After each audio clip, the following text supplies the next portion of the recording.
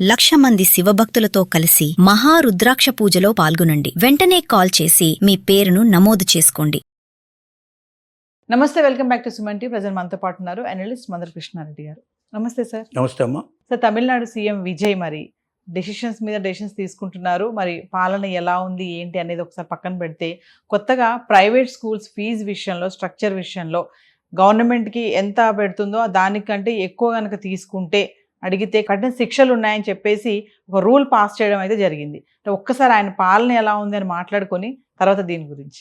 విజయ్ తమిళనాడు ప్రభుత్వాన్ని చేపట్టి ముఖ్యమంత్రి అయిన తర్వాత చాలా బోల్డ్ డెసిషన్స్ తీసుకోవడం జరిగింది. వాటిలో విద్యారంగం కూడా ఒకటి. ఇది కాకుండా ముఖ్యంగా లంచగొండితనం, ఎక్కడైనా ఎవరైనా లంచం తీసుకుంటే 1,000 రూపాయలు పైన లంచం తీసుకుంటే 1,00,000 రూపాయలు అలా నిరూపించగలిగితే 1,00,000 రూపాయలు ఇస్తాను, ఆ ఇన్ఫర్మేషన్ నాకు ఇస్తాయని చెప్పాడు. దీనివల్ల కొంత భయపడి చాలా వరకు కొంచెం గతంలో విపరీతంగా తీసుకునేవాడు కూడా, బాహటంగా తీసుకునేవాళ్ళు కూడా భయపడే స్థాయికి వచ్చేసారు. అలాగే మహిళలకు సంబంధించినటువంటిది ప్రత్యేకమైన చట్టాన్ని రూపొందించి దానికోసం ప్రత్యేకంగా పోలీస్ డిపార్ట్మెంట్ సపరేట్ చేసి తద్వారా ప్రయోజనం నెరవేరే అవకాశం కూడా తీసుకొచ్చాడు, మహిళలకు రక్షణ కల్పించాడు. ఇలాంటివి అనేక రకాల సంస్కరణలో భాగంగా ప్రైవేటు స్కూల్స్లో విపరీతమైన ఫీజు తీసుకోవడం, బిడ్డ పుట్టకముందే రిజిస్ట్రేషన్ చేసుకొని 1,00,000 రూపాయలు పే చేసే పరిస్థితి ఉంటాం. చిన్న చిన్న పిల్లలకు, ఇంకా అడుగులేసరిగా తడబడేటువంటి పిల్లలకి సంవత్సరానికి 1,00,000 మీద ఫీజులు వసూలు చేయడం, ఇలాంటివన్నీ ఏవైతే ఉన్నాయో ఇవి చేయడానికి వీల్లేదు. ప్రభుత్వ స్కూల్స్లో ఏవైతే వసూలు చేస్తున్నారో ఆ ఫీజులే సహజంగా ఉండాలి.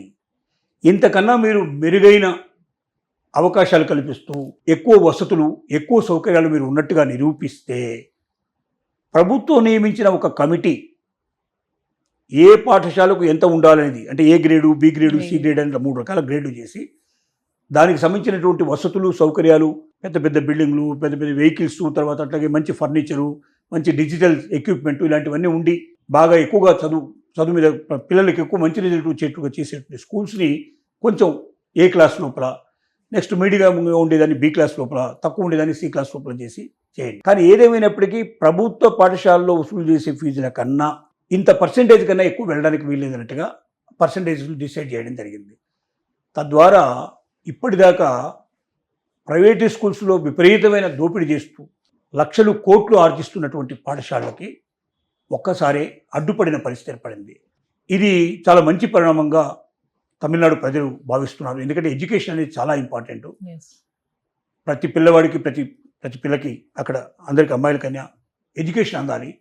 దానికోసం తల్లిదండ్రులు లక్షలు కోట్లు తమ ఆస్తుల్ని కూడా అమ్ముకోవాల్సిన పరిస్థితి ఎడ్యుకేషన్కి వచ్చిందనే బాధ ఉన్నటువంటి పరిస్థితుల్లో ఈ డెసిషన్ వల్ల చాలా పర్సంటేజ్ తగ్గిపోయి చాలా తక్కువ కాస్ట్ లోపల ఎడ్యుకేషన్ వచ్చే అవకాశాలు ఏర్పడటం, మెరుగైనటువంటి ఎడ్యుకేషన్ ఇన్స్టిట్యూషన్స్ ఏంటనేది బయటికి రావడం, వాటి మీద కూడా ప్రభుత్వం యొక్క ఖచ్చితంగా ఎప్పటికప్పుడు దాన్ని తనిఖీలు చేయడం ఇలాంటివన్నీ కూడా ఆ కమిటీకి చెప్పినట్టు బాధ్యతలు. ఇలాంటి ఒక మంచి డెసిషన్, బోల్డ్ డెసిషన్ విజయ్ తీసుకోవడం వల్ల తమిళనాడు లోపల ఎడ్యుకేషన్లో జరుగుతున్నటువంటి లోపాలు, మోసాలు చాలా వరకు తగ్గి ప్రజలకు ఎడ్యుకేషన్ తక్కువ ధరలో మంచి చదువు అందుబాటులో ఉండే అవకాశాలు మెరుగుపడతాయనేది విషయం. ఇది కాకుండా ల్యాప్టాప్లు ఫ్రీగా ఇవ్వడం, సైకిళ్ళు ఫ్రీగా ఇవ్వడం, వాళ్ళకి ఎడ్యుకేషన్ మీద చిల్డ్రన్కి ఏది కావాలన్నా స్టూడెంట్స్కి ఇవ్వడానికి సిద్ధపడుతున్నాడు. ఆ స్టూడెంట్స్ని తర్వాతనే మిగతాది ప్రియారిటీ అనేట్టుగా ఆలోచిస్తున్నాడు. ఎందుకంటే జెన్జీ అంతా కూడా దాదాపు మనకు స్టూడెంట్ వింగ్ నుంచి జెన్జీ స్టార్ట్ అవుతుంది. 15-16 ఇయర్స్ నుంచి స్టార్ట్ అయిపోయి ముందుకెళ్తుంది. కాబట్టి జెన్జీ వల్లనే తను గెలిచాడని, జెన్జీ అనేది ఇవాళ మొత్తం ప్రపంచం లోపలనే మార్పు తీసుకొస్తోంది. అనేక దేశాల లోపల జెన్జీ వల్ల రాజకీయాలు మారిపోయినాయి, అక్కడ దేశాధ్యక్షులు మారిపోయినారు. భవిష్యత్తులో కూడా జెన్జీయే డిసైడ్ చేస్తుంది దేశం ఎటు పోవాలి, ముందుకెళ్ళాలనే విషయం అనేది అర్థం చేసుకున్నాడు. విజయ్ గెలవడానికి కూడా జెన్జీయే కారణం అనేటువంటి పూర్తి నమ్మకంలో ఉన్నాడు.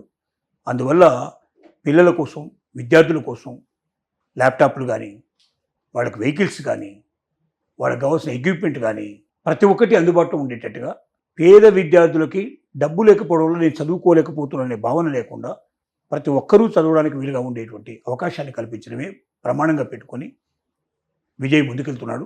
ఇది తమిళనాడు ప్రజలకి ఆనందదాయకమైన విషయం. ఇలాంటి మంచి సంస్కరణలే వాళ్ళు కోరుకునేది.